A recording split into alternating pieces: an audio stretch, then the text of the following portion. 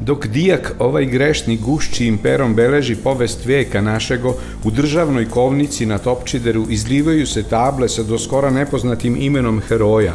Potonji je, kako sam kaže, u predgrađu Buenos Airesa ustrelio ustaškog poglavnika Pavelića, koji se iz zdravstvenih razloga nakon Drugog svjetskog rata skrasio u Argentini. U slagalici se priprema igra čije će rešenje biti generalije ovog naknadno otkrivenog narodnog heroja. A. Na rezultat svog dela čekao je 2 godine. B. U naslovu autobiografije autor pominje 2 metka, iako je ispalio 5. C. Bio je Borgesov savremenik i sugrađanin. D. U jednom bistrovu sedeo je ukoso od Vitolda Gombrovića. E. Osvetu je servirao hladnu, 12 godina nakon posljednjeg žrtvinog zločina.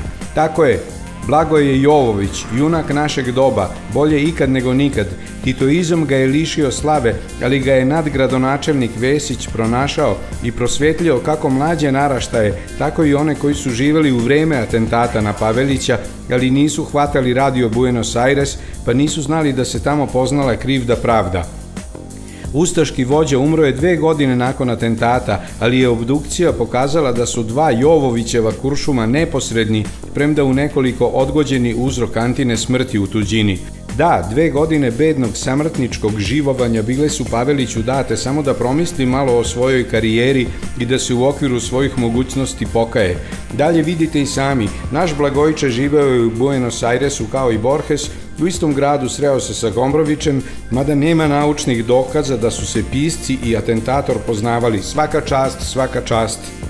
Iz više izvora doznajem da je nadgradonačelnik u ranoj fazi svog neugamonava razvićija bio milicajac, pozornik, ali moji poznanici govore kao da je to bilo nešto niže razredno, dočim ja držim da je kao Vucibatina, kako se u vreme Vesićeve mladosti govorilo o osobi kojoj se o pasu klati pendrek ili koja vaspitnu palicu vrti u junačkoj desnici, bio korisniji nego što je danas, kad želi da se ostvari kao preslobodni zidar, ali i kao istoričar koji će lično pospremiti sav nered zaostao iz mrske Jugoslavije, kad se u Beogradu zapatilo mnoštvo ulica sa nazivima gradova koji su se zajedno sa svojim republikama odcepili od Srbije i čije nas stanovništvo, tako bar javljaju Vesićevi doušnici, ne voli.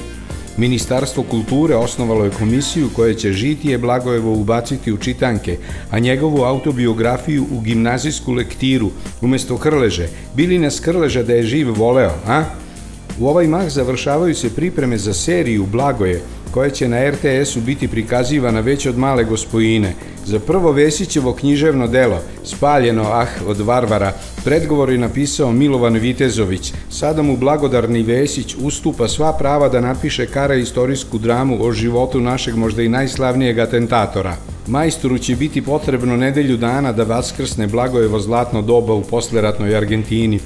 Pozorišna sezona biće otvorena delom najkreativnije pripadnice premijerkine stvaralačke sekcije. Drama za koju se unapred interesuje i ugledno pozorište u Beču ima radni naslov Mali mi je ovaj okvir. Da, dosta smo mi novinari kaskali za događajima i prepričavali ih svojim predvidljivim, oskudnim jezikom, tu i tamo dajući stanovništvu kako nekorisno naravoučenije. Zašto ne bih neke događaje predvideo ili zašto ih svojim predskazanjem ne bih podstakao? To bi nam svima služilo na čast.